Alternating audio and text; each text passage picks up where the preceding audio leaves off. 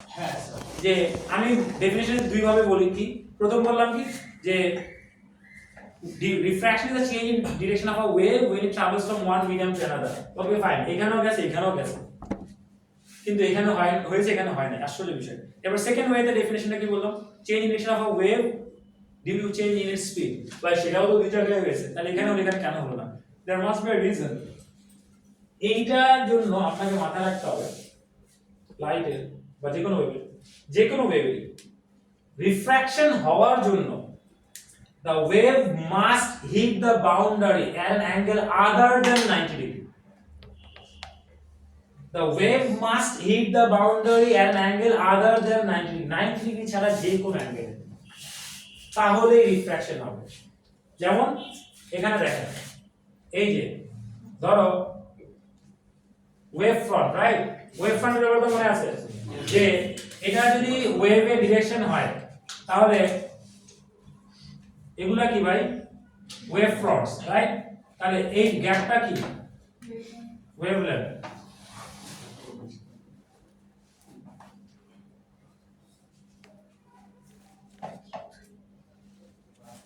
ওকে তো এখানে wave front গুলাকে মনে করা হচ্ছে তাহলে ওয়েভ ফ্রন্ট গুলোর মাঝখানে স্পেসিং কি বোঝায় ওয়েভলেন্থ।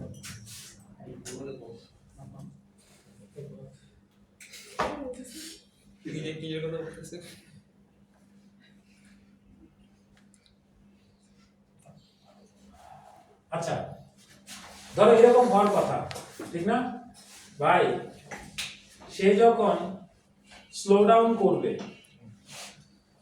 তখন ওয়েভ ফ্রন্টের মাঝখানে গ্যাপ কি বাড়বে না কমবে কমবে। যেমন এই যে এক্সাম্পলটা দেখাই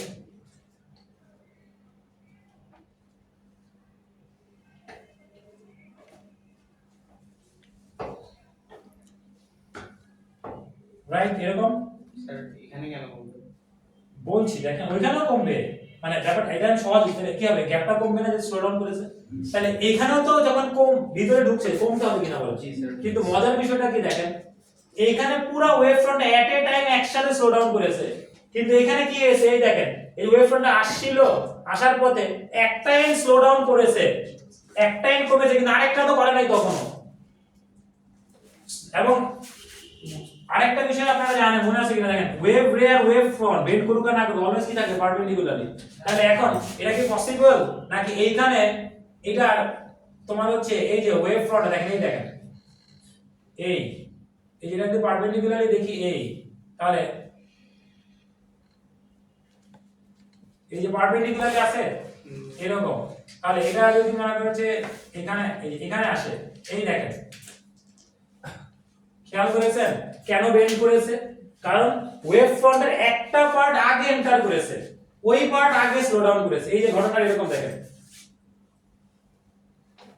এই এরকম যাচ্ছিল যাওয়ার পর একটা পার্ট যখন আগে এন্টার করেছে তাই ঘুরে গেছে কিনা এই পার্টটা আগে যখন ইয়ে করেছে তখন এটাকে বাধ্য হয়ে কি করতে হয়েছে আবার যখন মনে করো যদি এরকম কম ছিল একটা পার্ট আগে স্পিড আপ করে তখন আর যে অ্যাওয়ে ফ্রম দা নরমাল এই যে বেন্ড করে এটা বুঝতে দেন।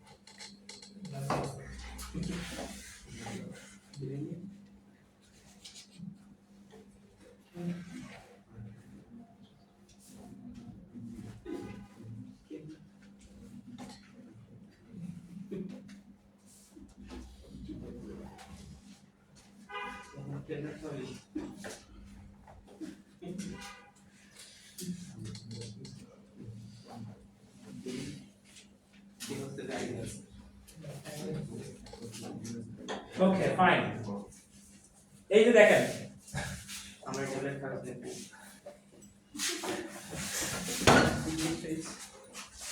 জাস্ট এটা ধরো এখানে। এই দেখেন, এই যে রাইট, যখন একদম পুরো নরমালি ইনসিডেন্ট হচ্ছে দেখেন, মানে এখানে আসলে স্লো ডাউন যখন করবে, এই যে ওয়েভ ফ্রন্ট গুলো স্পেসিং একসাথে কমছে না, এটা কি চেঞ্জ হচ্ছে? জাস্ট এবার ইমাজিন করো, এই যে ওয়েভের ডিরেকশনটা তোমরা দেখতে পাচ্ছ, দেখেন এই যে যাচ্ছে একটাই না আগে এন্টার করে, দেখেন তো ঘুরলো কিনা? Yes. This is the reason why wave refracts when it strikes the boundary and angle. এবার বুঝতে পেরেছেন? কিন্তু স্যার লাইট তো এরকম ওয়েভ ফ্রন্ট তৈরি করে না, right? কে বলেছে?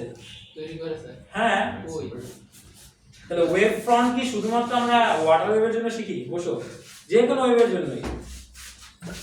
তুমি এবার দেখা, এবার রিয়েল লাইফ এক্সাম্পল দেখেন। আমি এই যে দরজা দিয়ে ঢুকবো, যখন দরজা দিয়ে ঢুকবো, এই পার্ট যখন আগে বাড়ি খায়, এদিকে ঘুরে যাচ্ছে কেন বলেন তো? কারণ এই পার্ট তো তখন স্লো ডাউন করে নাই, এটা আগে স্লো ডাউন করেছে। এরপরে মনে করেছে এই পাশ আমাকে ধরে রেখেছে, হঠাৎ করে স্পিড আপ করে, আগে মনে করেছে চলে যাচ্ছে। তাহলে রিয়েল লাইফেও ঘটনাগুলো ঘটছে। জি স্যার।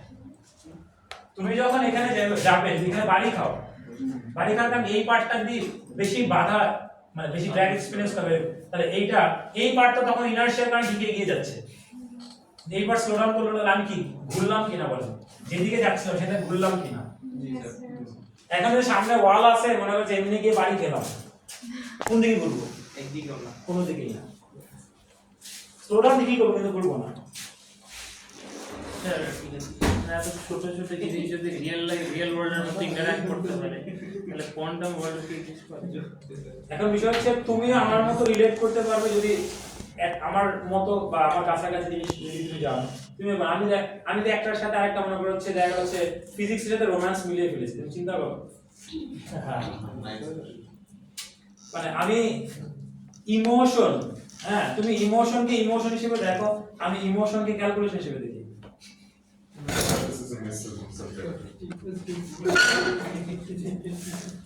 আর আরেকটা বিষয় হচ্ছে, ধরো সায়েন্স যারা পড়তে চায়, অনেক জানতে চান, তোমার অবজারভেশন অনেক ব্রড হওয়া লাগবে। মানে অবজারভেশন ব্রড হওয়া ছাড়া মনে করো হচ্ছে সম্ভব না। মানে তুমি ধরো ব্যাপারটা হচ্ছে এরকম যে তুমি দেখছো, আমিও দেখছি, কিন্তু তোমার আমার দেখার মধ্যে মানে পার্থক্য যদি থাকে, তাহলে তোমার আমার দুইজনের মনে করো হচ্ছে নলেজে ডিফারেন্স আছে। যে মাঝে মধ্যে দেখেন না, যে তোমাদের নিউজ রিডার ছবি, যে ছবিটা জুম করে দেখেন, আপনার ক্যারেক্টার বুঝে যাবে। মানে এটা তো আসলে একটা ক্যালকুলেটিভ বিষয়, যে তোমার অবজারভেশন স্কিল কেমন। তুমি মনে করো হচ্ছে রাস্তায় যখন দাঁড়িয়ে আছো, তুমি খালি মেয়েদের দেখলে তো হবে না, তোমাকে দেখতে হবে কি রাস্তার প্রত্যেকটা ধুলাবালি সহ। তোমার ব্রাউনিয়ান মোশন দেখার জন্য তো আমার বড় চেম্বার করার দরকার নাই, ওই রাস্তায় জানালার পাশেই অনেক সময় দেখা যায় যে রোদ আসে, এই যে ডাস্ট পার্টিকেল গুলো, যে ব্রাউনিয়ান মোশন, ওইটা সবসময় দেখি। ইভেন তোমার অনেক সময় আমাদের চোখের মধ্যে দেখো, যে চোখের মধ্যে এক ধরনের শেডের মতো, মানে যে পোকার মতো যে ইয়ে দেখা যায়, যে তোমার হচ্ছে একটু হেজি হেজি দেখা যায়। এটা কারণ কি? রিফ্র্যাকশনের কারণে। আচ্ছা, তাহলে রিফ্র্যাকশন জিনিসটা বুঝতে পেরেছেন? আচ্ছা, এরপরে আসি সস্তা ক্যালকুলেশন প্রথম, যেটা ওলে বেসে করে আসছে। যেমন ও লেভেলের ফুল ফর্ম কি? Ordinary level. অর্ডিনারি কি দেবে? কি দিবে আপনি? সস্তা লেভেল। আমাকে ডোরেমন এসব শেখাচ্ছে।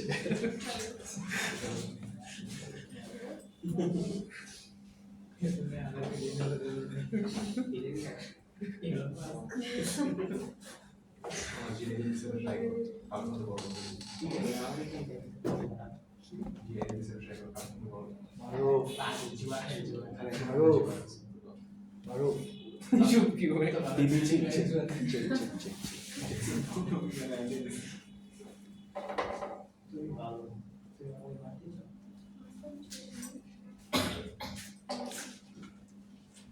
আচ্ছা, এবার আসেন হচ্ছে আমরা যেটা দেখি, তাহলে এন কি? Refractive index. আমি নোটে হয়তো কোথাও এটাকে মিউ লিখেছি, কোনো কোনো বইতে এটা মানে মিউ তো রিপ্রেজেন্ট তোমরা এন দিয়ে লিখো, হ্যাঁ মিউ। আচ্ছা, n sine i by sine r refractive index শিখেছেন না? জি স্যার। এটা যেটা সস্তা ইয়ে। আচ্ছা, এবার বলেন রিফ্র্যাক্টিভ ইনডেক্সটা কার এখানে গ্লাসের গ্লাস ওকে ফাইন মনে করো এটা ছিল রেড লাইট কি ছিল রেড লাইট এই যে এটা হচ্ছে রেড লাইট এই যে এটা মনে করো হচ্ছে রেড লাইট আমি সেম অ্যাঙ্গেলে যদি একটা ব্লু লাইট দিতাম যদি ইমাজিন করেন এটা যদি ব্লু হতো তাহলে এই যে ব্লুটা এরকম করে রিফ্লেক্ট হবে তাহলে অ্যাঙ্গেল অফ ইনসিডেন্স ভাই এখানে দেখেন অ্যাঙ্গেল অফ ইনসিডেন্স সেম হওয়ার পরেও কি অ্যাঙ্গেল অফ রিফ্র্যাকশন সেম তাহলে এখন আমরা বলেন n এর ভ্যালু কি সেম না স্যার তাহলে এখন আপনি রিফ্র্যাক্টিভ ইনডেক্স কি সেম না স্যার তাহলে এখন আপনি আগেরটা বলেন গ্লাসের রিফ্র্যাক্টিভ ইনডেক্স এখনকারটা কি বলবেন গ্লাসে আচ্ছা গ্লাসে আচ্ছা এটা বোঝার জন্য আগে আপনাকে স্নেলস ল বুঝতে হবে হ্যাঁ স্নেলস লটা আমি সহজ ইংলিশে বলি হ্যাঁ ওই পশ ম্যানারে বললে হয়তো একটু বুঝতে কঠিন হবে আমাদের স্যার আমি তো এখন বুঝি ওকে বাংলাতে বলে ফিজিক্সের থেকে দুনিয়াটার কোনো পশ সাবজেক্ট আছে বলেন স্যার ব্লু লাইটটা বেশি বেন্ড করবে কেন এটাই তো কথা মানে ব্লু লাইটটা কেন বেশি বেন্ড করবে তার মানে আজও বেশি বেন্ড করবে অফ কোর্স ব্লু লাইটটা বেশি বেন্ড করলো কারণ হচ্ছে ব্লু লাইটের ওয়েভলেন্থ মনে করো হচ্ছে রেড এর তুলনায় ছোট তো ছোট হওয়ার কারণে তোমার হচ্ছে দেখা যায় যে তোমার এইটা ওয়েভলেন্থ যত ছোট বা ফ্রিকোয়েন্সি যত বেশি তার ক্ষেত্রে তোমার তার চেঞ্জের পার্সেন্টেজটা তত বেশি হতে হবে এখন এটার রিজনিংও বলে দিব এবং এই কারণেই আপনারা তোমাদের ডিসপারশনের কথা মনে আছে কিনা হ্যাঁ স্যার ঠিক না তারপরে ডিসপারশনে যখন আপনি এখানে কি দিলেন এটা হচ্ছে হোয়াইট লাইট তো হোয়াইট লাইট কি একটা লাইট নাকি সাতটা কালারের কম্বিনেশন একসাথে আছে তো এয়ার এর মধ্যে যখন ছিল এটা হচ্ছে প্রিজম এটা হচ্ছে এয়ার এর মধ্যে এয়ারকে আমরা কনসিডার করব ভ্যাকুয়ামের মতো এয়ারকে কি হিসেবে কনসিডার করব ভ্যাকুয়ামের মতো তো ভ্যাকুয়াম হিসেবে কনসিডার করলে এয়ার এর মধ্যে আর ভ্যাকুয়ামের সব কালারের লাইটেরই বা সব ইলেকট্রিক ওয়েভ স্পিড সেম সেটা হচ্ছে 3 × 10⁻⁸ মিটার পার সেকেন্ড কিন্তু যখন কোনো মিডিয়াম এন্টার করে তখন আলাদা আলাদা কালারের জন্য স্পিড আলাদা কালারের জন্য কি স্পিড আলাদা যেহেতু তাদের ওয়েভলেন্থ আলাদা ফ্রিকোয়েন্সি আলাদা এবং স্পিড যে আলাদা তার মানে এখানে যে এয়ার থেকে প্রিজম তো গ্লাসে প্রিজম যখন এন্টার করেছে সবাই স্লো ডাউন করেছে কিন্তু সবাই একই মার্জিনে স্লো ডাউন করে নাই সবাই কেন স্লো ডাউন করেছে কারণ সবারই ওয়েভলেন্থ চেঞ্জ হয়েছে কিন্তু সবার ওয়েভলেন্থের চেঞ্জের পার্সেন্টেজ সেম না যেমন যারা এয়ার থেকে গ্লাসে গেছে ব্লু লাইট সবচেয়ে বেশি স্লো মানে আমি 7টা কালার চিন্তা করি ভায়োলেটের কথা চিন্তা করি দেখেন এই যে এখানে কি আছে violet indigo blue green yellow orange red violet সবচেয়ে বেশি স্লো ডাউন করেছে তো সবচেয়ে বেশি স্লো ডাউন করলে সে সবচেয়ে বেশি পিছিয়ে পড়েছে তাহলে সে সবচেয়ে বেশি বেন্ড করবে তাহলে এই দেখেন ভায়োলেট ঠিক আছে কারণ এখানে নরমাল কোনটা এই যে এটা হচ্ছে কি নরমাল তাহলে টুয়ার্ডস দা নরমাল বেন্ড করেছে কিনা বলেন হ্যাঁ করেছে আচ্ছা এরপরে যখন এটা মোর ডেন্স থেকে লেস ডেন্সে যাবে তখন স্পিড আপ তো করবে তাহলে এখানে আসেন এখানে নরমাল কোনটা এই যেটা নরমাল ঠিক না তাহলে এখানে সে টুয়ার্ডস দা নরমাল করবে নাকি away from the normal bend করবে তাহলে ভায়োলেট রাইট এবার আসেন সবচেয়ে লার্জেস্ট ওয়েভলেন্থের কার রেড তো মনে করেন আমি ব্ল্যাকটা এটা দিয়ে রেড বুঝাচ্ছি অরিজিনালটা কোন দিকে যাচ্ছিল এইদিকে না তো রেডও বেন্ড করেছে কিন্তু কি করেছে কম তো এখান থেকেও বেন্ড করবে কিন্তু এইটার মধ্যে এত না এটাতে অ্যাওয়ে বেন্ড করবে কম অ্যাওয়ে রাইট তাহলে আপনি এখানে কি পাচ্ছেন রেড এখানে যে মাঝখানে পাবেন কি ফল indigo blue green yellow orange আপনি প্যাটার্নটা পাচ্ছেন তাহলে এই ডিসপারশনের एग्जांपलটা তোমাদেরকে ক্লিয়ার বলে দিচ্ছে সব কালার একই রকম রিফ্লেক্ট করে না তার মানে আমি যদি বলবো রিফ্র্যাক্টিভ ইনডেক্স অফ গ্লাস, আসলে এটা এইভাবে বলতে হবে, refractive index of glass for blue light, refractive index of glass for red light, refractive index of glass for yellow light বা অরেঞ্জ লাইট। হ্যাঁ, রেড তো ভায়োলেটের মতোই করেছে, কিন্তু কম করেছে, কারণ রেডের ওয়েভলেন্থ বড়। স্যার ওয়েভলেন্থের সাথে কিভাবে ডিপেন্ড? আচ্ছা, যখন গ্লাসে গ্যাসে দুইটারই ওয়েভলেন্থ চেঞ্জ হয়েছে না? হ্যাঁ। তাইলে এবার তোমাকে বলি, মনে করো 2 ডিভাইড বাই 10, এটা হচ্ছে আগের ওয়েভলেন্থ, এটা হচ্ছে এটা মনে করো হচ্ছে ফর एग्जांपल তোমার হচ্ছে রেডেরটা ধরো, রেডের পার্সেন্টেজ ডিফারেন্স বের করব। হ্যাঁ, এবার আসেন হচ্ছে যখন ভায়োলেটের জন্য করি, হ্যাঁ ভায়োলেটের জন্য মনে করো হচ্ছে, আচ্ছা এটা একটু বাড়াই 5 ডিভাইড 10, মনে করো মানে 10 থেকে কমে 5 হয়েছে। হ্যাঁ।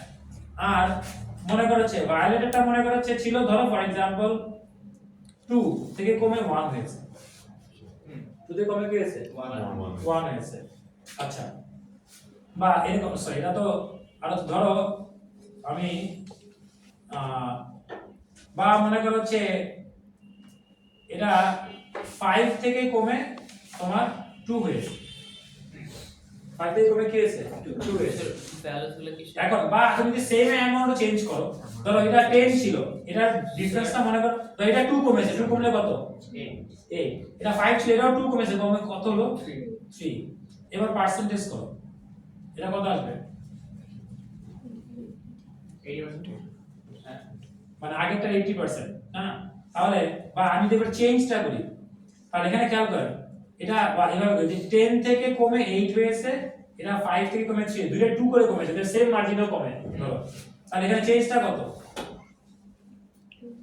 তো এখানে চেঞ্জটা কত? এটা কত পার্সেন্ট? 20%। এটা কত পার্সেন্ট? 40%। হ্যাঁ। তাহলে চেঞ্জ এটা কি? তাহলে এটার ওয়েভলেন্থের চেঞ্জের পার্সেন্টেজ কি? বেশি। তাহলে তার টার্নিং টা কি হবে? আচ্ছা, তাহলে এবার স্নেলস লটা কি? স্নেলস লটা হচ্ছে, দেখেন এরকম মনে করেন, এটা এয়ার গ্লাস নরমাল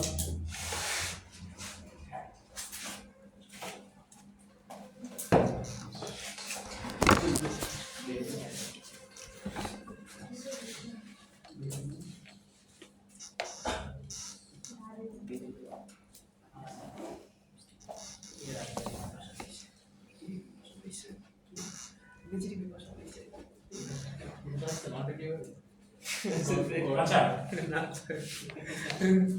আমার কাছে কালার নাই যেহেতু আমি মনে করছি জাস্ট অ্যারো দিয়ে মার্ক করলাম, ঠিক আছে?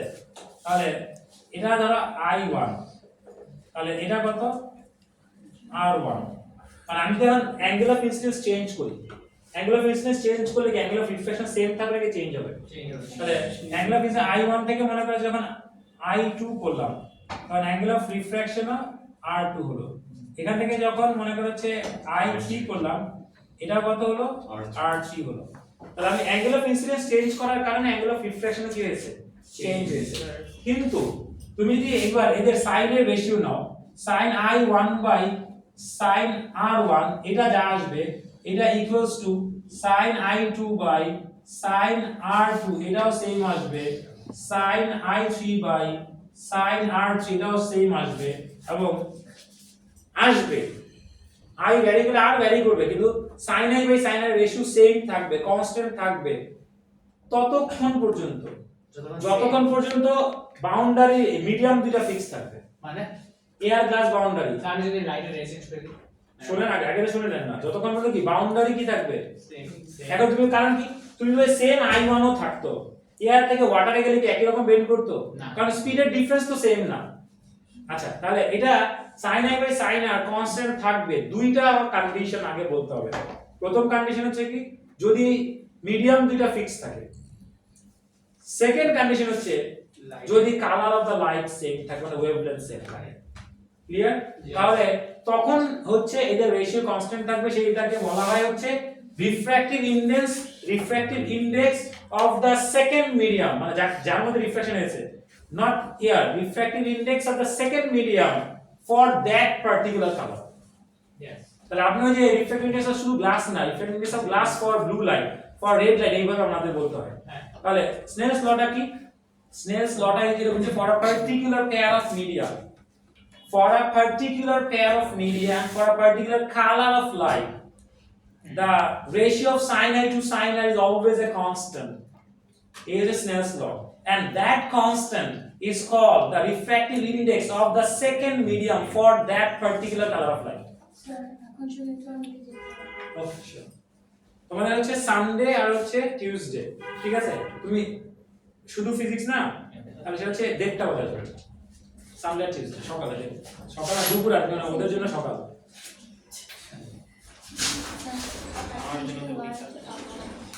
লটারি থেকে ক্লাসের সাথে তখন কি রিফ্র্যাক্টিভনেস অফ ক্লাসে আচ্ছা এবার বলি তুমি যে কোশ্চেনটা করেছিলে এই কনফিউশন দূর করে তোমাদের সিলেবাস একটা চেঞ্জ আনা হয়েছে এখন এটা হচ্ছে এখানে কি করা যায় প্রত্যেকটা মিডিয়ামের রিফ্র্যাক্টিভ ইন্ডেক্স ধরা হয়েছে তো আগে স্নেলস ল এরকম ছিল আমরা বলতাম যে there is a refractive index of the second medium with respect to the first one কারণ এয়ার থেকে গ্লাসে গেলে যত বেন্ড করবে ওয়াটার থেকে গ্লাসে গেলে তত বেন্ড করবে না এটাকে তোমাদের সহজ করার জন্য আরেকভাবে করা হয়েছে প্রত্যেকটা মিডিয়ামের জন্য আলাদা রিফ্র্যাক্টিভ ইন্ডেক্স বলা হয়েছে কারণ এয়ার এর রিফ্র্যাক্টিভ ইন্ডেক্স 1 হাইয়েস্ট এই লোয়েস্ট এয়ার বা ভ্যাকুয়াম এয়ার কি ধরনের ভ্যাকুয়াম এর রিফ্র্যাক্টিভ ইন্ডেক্স 1 এরপরে এর তুলনায় বাকিগুলোকে কম্পেয়ার করা হয়েছে এবং গ্লাসের 1.5 ওয়াটারের 1.2 তখন আমরা বলতে পারি যে 1.2 এর রিফ্র্যাক্টিভ ইন্ডেক্স থেকে 1.5 এর রিফ্র্যাক্টিভ ইন্ডেক্স যেহেতু গেছে বেশি হয়ে গেছে তাহলে যা যতটুকু অ্যামাউন্ট হবে ততটুকু হবে ওকে তো এখন আমরা আগে এই জন্য তোমার এই কোশ্চেনটা এখানে আসি আগে আমরা কি করতাম যে আগের ফর্মুলাটা কি ছিল এখন আগের মতো কাজ করবে যদি আপনি কোন sin i ডিভাইডেড বাই কি sin r equals to n এটা ছিল নরমাল ফর্মুলা এখন আমরা ফর্মুলা এইভাবে বলবো কিভাবে বলবো দেখেন এখন যেটা বলবো এই দেখেন এটাকে বলবো হচ্ছে n1 এটা মানে এয়ার এর বা এই যে এটা রিফ্র্যাক্টিভ ইন্ডেক্স 1 ফার্স্ট মিডিয়াম যেটা এটা রিফ্র্যাক্টিভ ইন্ডেক্স কত 2 এটার অ্যাঙ্গেলটা হবে হচ্ছে থিটা 1 এটার অ্যাঙ্গেলটা থিটা 2 থিটা 1 এটা কি থিটা 2 কোনো আই আর এর কোনো দরকার নেই তাহলে ফর্মুলাটা দাঁড়াবে n1 sin theta 1 equals to কি n2 sin theta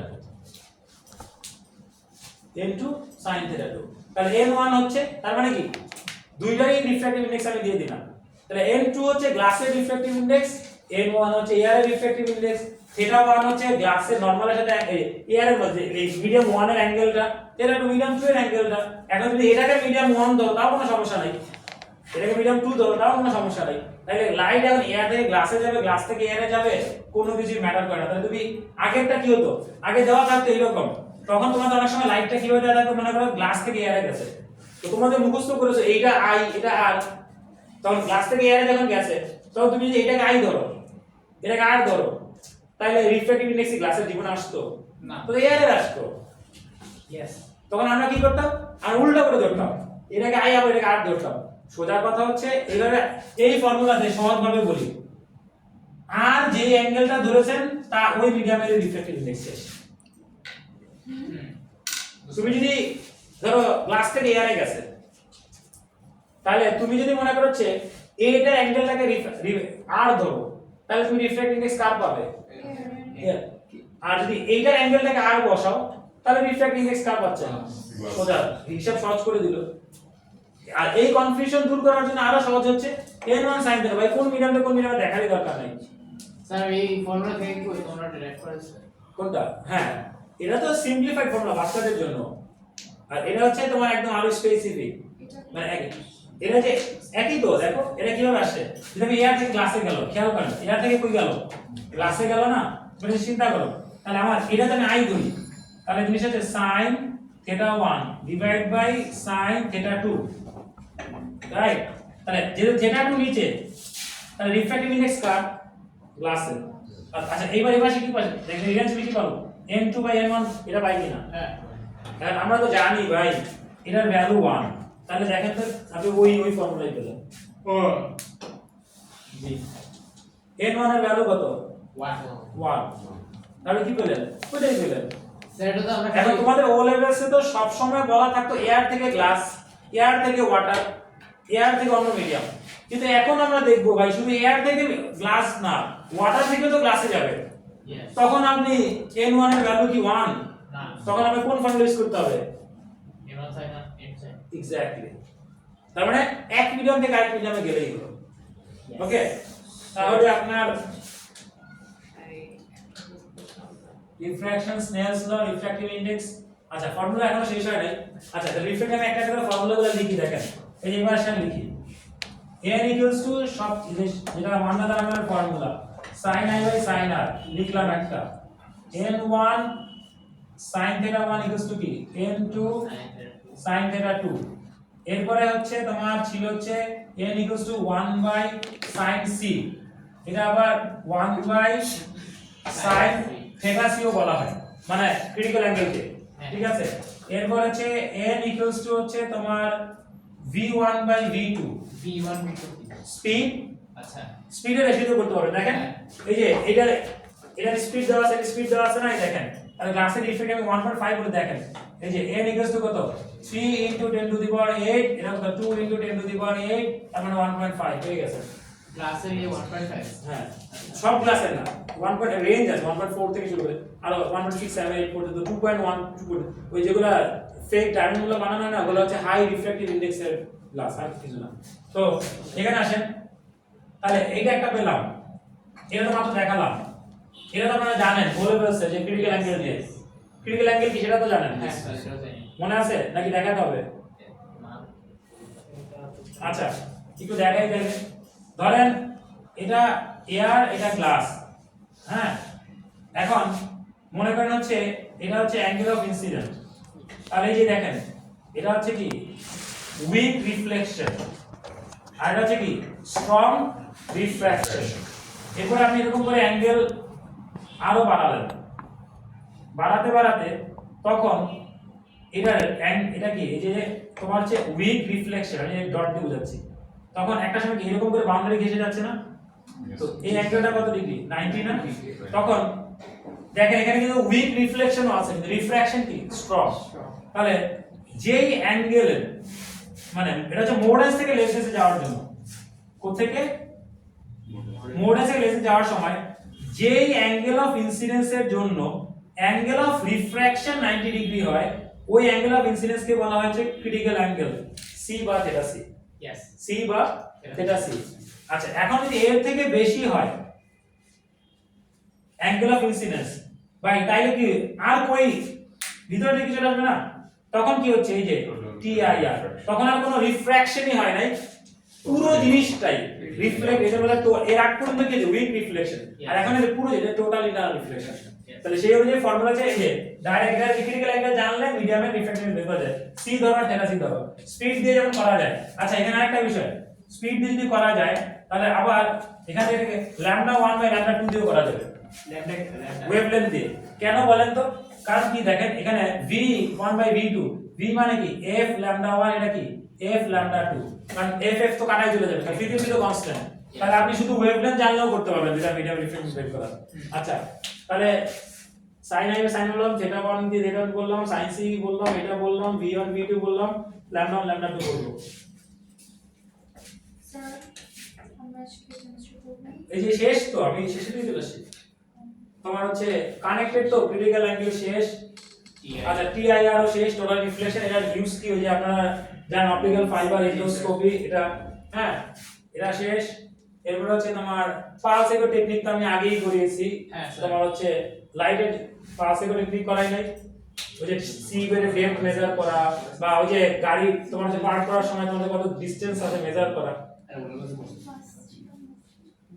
কোন দিন ছিলেন আপনি স্যার আমি ছিলাম জাস্ট আচ্ছা এখন পালস ইকো টেকনিকটা কি পালস ইকো টেকনিকটা হচ্ছে তোমার এই যে একটা পালস পাঠানো হবে রিফ্লেক্টর থেকে তোমার যাবে কি ফেরত আসবে তারপর হচ্ছে এটা ডিসটেন্স যদি হয় d বা হাই ডিসটেন্সকে ধরলাম হচ্ছে h তাহলে v যদি নোন থাকে তাহলে কি দাঁড়াবে 2h d by t d টা কি টুয়াইস h রাইট এখান থেকে আপনি টাইমটা রেকর্ড করলে মনে করছে দেখেন তো h কে সাবমিট করো, যেমন আমরা স্টিভের ডেপথ মেজার করেছি না, পালস কেন পারে না সেটা বলেছি, কেন পালস পারে না, সো দ্যাট মনে করো হচ্ছে one the reflection must return before the next one is set.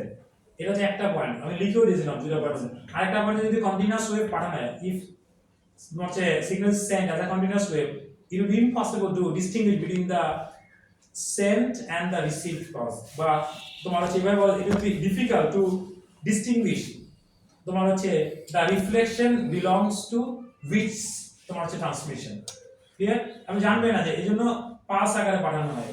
তারপরে হচ্ছে এই জিনিসটা কাজে লাগিয়ে আমরা এটাও বলেছিলাম যে তোমার যে বড় স্লোপ যদি এরকম স্লোপিং থাকে, স্ল্যান্টেড সারফেস থাকে, তখন যখন আসে না, এইজন্য গাড়ি অ্যাক্সিডেন্ট করে পার্ক করতে গিয়ে, তারপরে যে ব্যাট যে ফ্লাই করার সময় টেকনিক কাজে লাগায়, এটাও বলেছি।